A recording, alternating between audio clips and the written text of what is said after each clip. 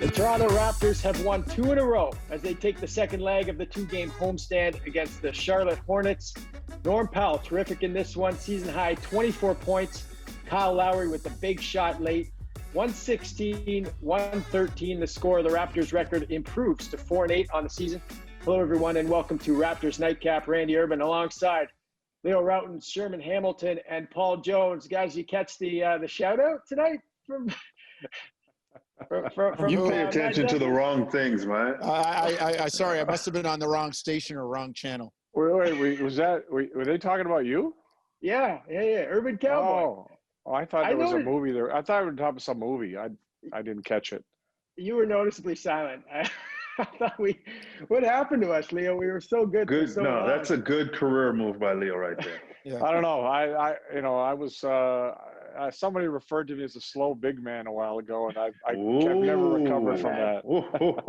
My bad. Jonesy, I'm going to start with you. How about that shot from Kyle Lowry late? Well, Herbs, I'll say this. I'm sorry I didn't hear your shout out, but I will shout out Kyle Lowry on the step back 18, 19 footer there. Look, we talked about this with the new personnel. The Raptors are kind of relearning how to win, and they didn't make those mistakes down the stretch in this game. And again, it comes down to, a one possession game, but they were able to get the ball in. They were able to get some defensive rebounds when they need them. And that's a big shot by Kyle Lowry. He didn't settle for a three. He tried to get to the basket. He knew he had the mismatch. He went to a shot that he knew he could make. So again, that's winning time. And these are the things that we're used to seeing this team doing. And as I said, they're relearning them, and they seem to have applied them in the last couple of games and did a really good job with it tonight. Leo, Gordon Hayward back in the lineup for Charlotte, 21 the first half, but then just finished with 25.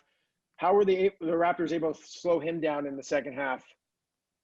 Well, you got to remember, Gordon Hayward is one of those fundamentally sound players. He's not going to beat you with quickness. He's not going to jump over you and dunk on you. So you just have to make sure you're fundamentally sound with him. Don't bite on his fakes. Make sure you get to him in transition. Force him to put that ball on the floor and create on his own. Just don't let him do what he wants to do, how he wants to do it. And I thought in the second half, the Raptors did a much better job of doing that.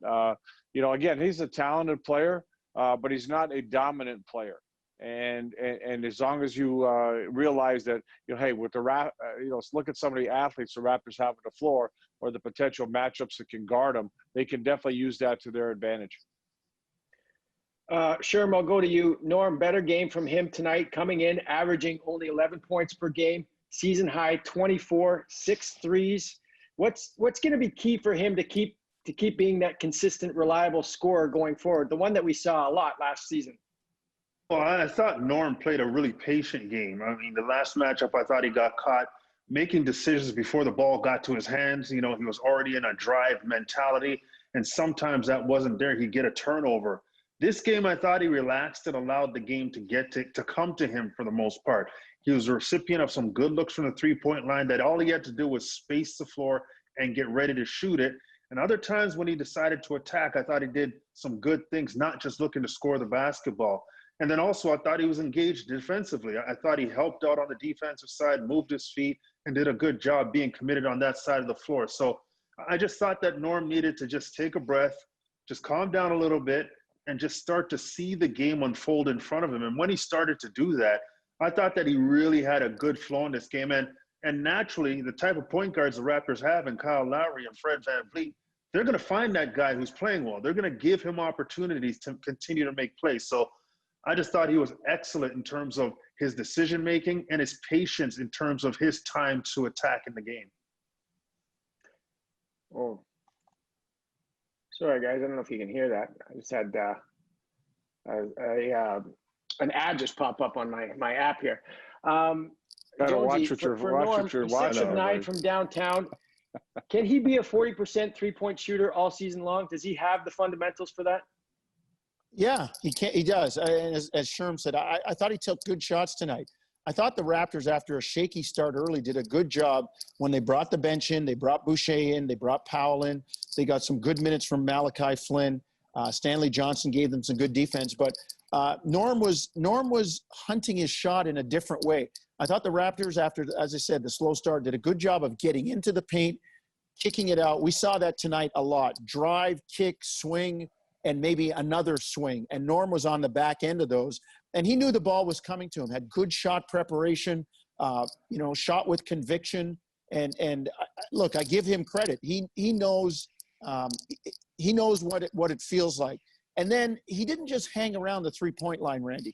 He did a good job of breaking the defense down and initiating the drive, kick, swing sequence. I'm looking at the free throw column. He got to the line 6 times tonight. So he played a pretty well-rounded game. And to your original question, yes, he can be a 40% three-point shooter, particularly if the Raptors are moving the ball and he shows good shot prep and he's ready to let it fly when it comes to him. Leo, I thought OG was great again tonight. 18 points, 5 rebounds, 4 steals, made 4 threes. He's been more consistent lately. How has he been able to integrate himself more into the offense? Well, when I watch OG now, I'm looking at a guy who's just playing basketball, right? He's looking for his shots. He's taking his shots. He's putting the ball on the floor. He's just playing. There was too earlier in the season. There was too much hesitation, and we talked about getting involved in a game, and everybody says, the coach has got to run plays for you. Well, nobody says that about Chris Boucher. Why? Because he involves himself in a game, right? He as soon as he gets the ball, if he's open, he's shooting it. He's not hesitating. He's driving. He's doing whatever it takes to get a bucket. So we're seeing that with OG now. So that, to me, is huge for this team. For him to be involved in a game, to look for his offense, with all the other things he's bringing to the table, especially the defense, then that's just icing on the cake, and it's going to go a long, long way for this team, especially if he keeps developing confidence as the season goes along. Sure. Leo mentioned Boucher. We got to talk about him again. He comes in down 12, and then in a few minutes, the Raptors have the lead in the first quarter. What can't this guy do at this point, right? Like, he's just giving you everything you need. Well, he is, and he's giving it to them at a really important time when you look at what the center spot is doing for the Raptors in terms of the starting unit. Nick Nurse isn't getting production from that spot, and when Chris Boucher comes into the game, he's a difference maker right away. Impact. I mean, what is the bench supposed to do? It's the 2 E's: energy and execution, and he's doing a good job in both those areas. And I really like the fact that you're seeing him start to expand his game, and one of his first buckets was that drive to the left, a couple dribbles, and then a one-legged running shot that he made over Bismack Biyombo. Just doing different things. Now, I've said this before. I think he's going to continue to have a career year. I think he's going to set new marks for himself consistently this season. But with that opportunity comes responsibility, and he's very responsible with his shot selection. He got into some foul trouble tonight, but he did a good job of still staying engaged in the game and not letting the team down on the defensive end. So Chris Boucher is doing so much for this team right now, and they need him, and the timing couldn't be better for his ability to accept that role and be able to execute. Jonesy, a lot of praise for Chris Boucher on this show, and deservedly so. When you look at his game and how he's sort of been able to take on this bigger role and succeed at a high level, where do you think he could still improve? Well, I mean, look, for some people, he's an early candidate where, 12, 13 games in, and people are talking about for a most improved player.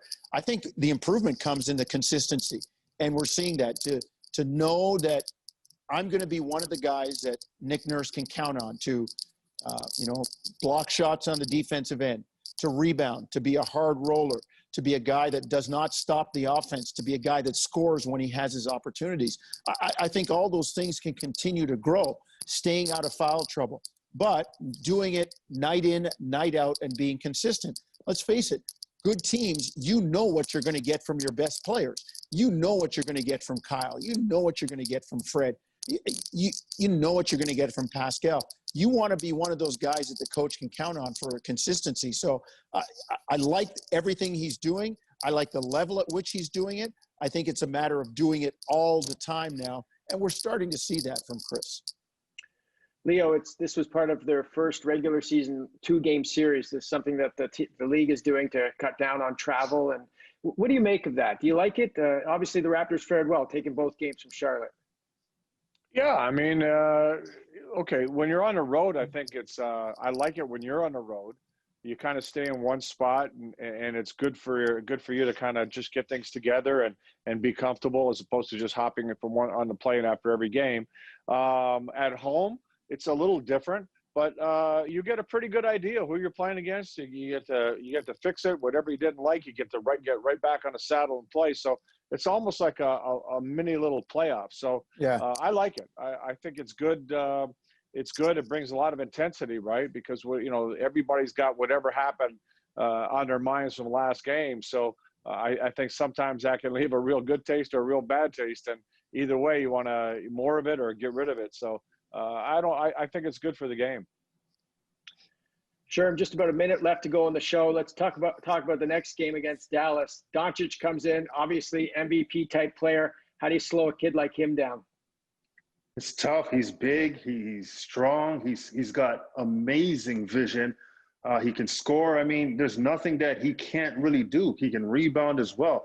Just a tough matchup. And he's not one of those guys you defend with one guy. You're going to need a team effort against him. Multiple bodies, help side ready to react.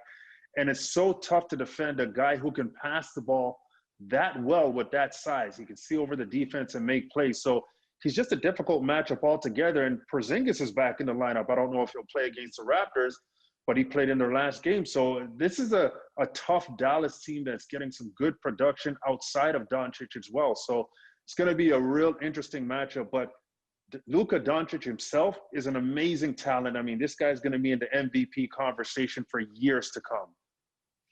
All right, guys, appreciate it. Good stuff as always, Jonesy. Last 5 seconds. I'd like a shout out in the next radio broadcast. Thank you. You got to listen. Stop begging, man. Thanks for watching. You can click to watch our last episode or to subscribe to the Toronto Raptors YouTube channel so you don't miss an episode.